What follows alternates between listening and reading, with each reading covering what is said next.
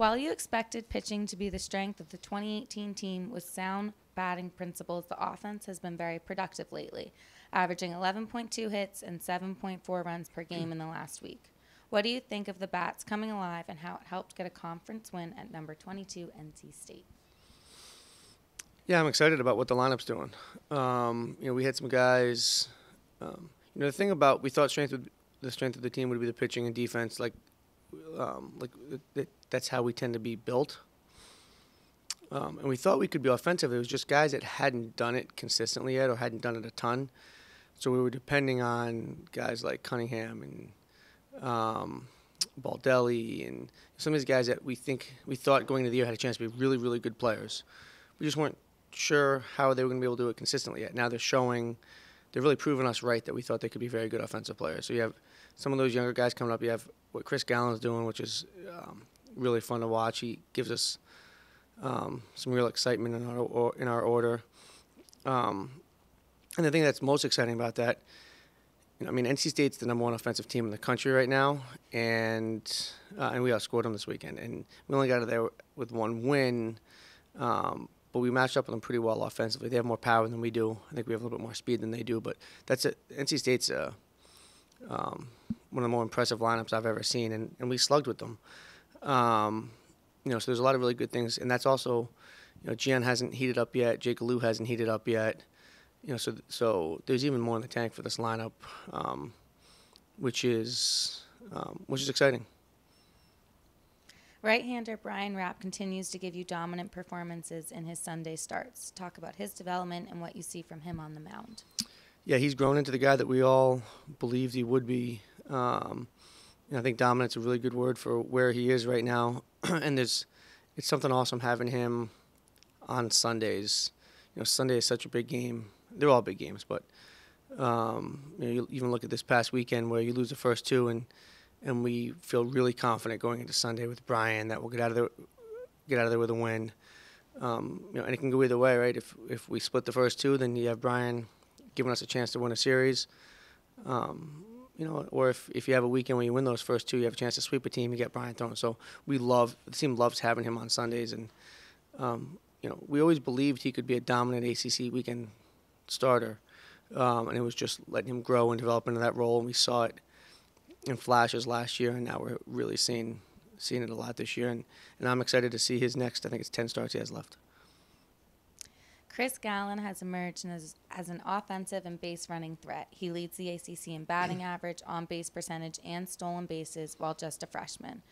What did you see in Chris to recruit him to BC, and what should we expect to see as the year progresses?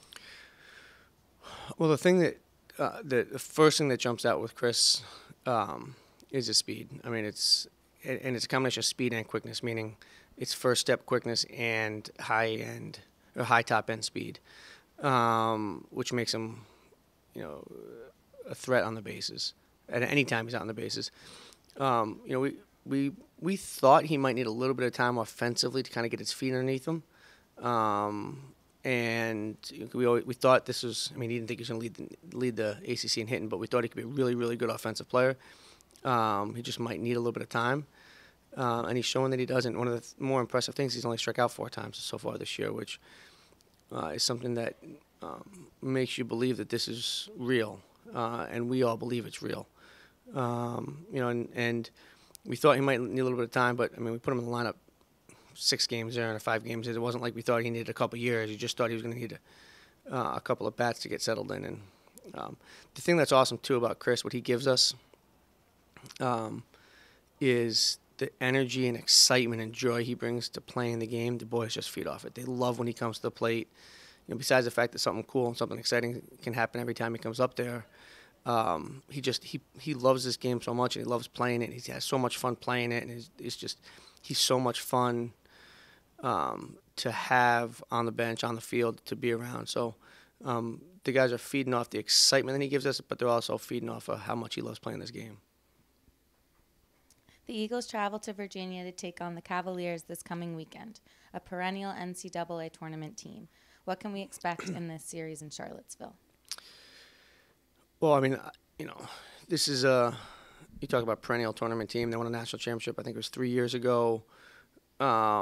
they're extremely well coached. They have one of the best coaching staffs in the country. It's a program and a staff and a team that I respect very much. And you always know that they're going to execute on the mound, offensively, defensively. You just know that's the case, and you know they're going to play hard and come at you. They've got 3 quality starters. They go right, left, right on the weekend, and they have really good arms coming out of the bullpen. It's gonna be a really good test for us. And Charlottesville is always a tough place to play, especially now with the expansion that they've put into that stadium and the added seating, and their fans come out. They love baseball in that town, so it's gonna be a really good test for our team. They might not quite have the thump in the order that NC State had. NC State's, I think they're second in the country in home runs right now. But they're every bit as dangerous, top to bottom in their lineup. They've got speed, they've got power. So this is a really, really good ball club, which is what you've come to expect out of Virginia, and it's what you expect every weekend in the ACC. Right? There are no off weekends in the ACC. So I think the boys are excited. Probably a little bit cabin fever after being snowed in yesterday.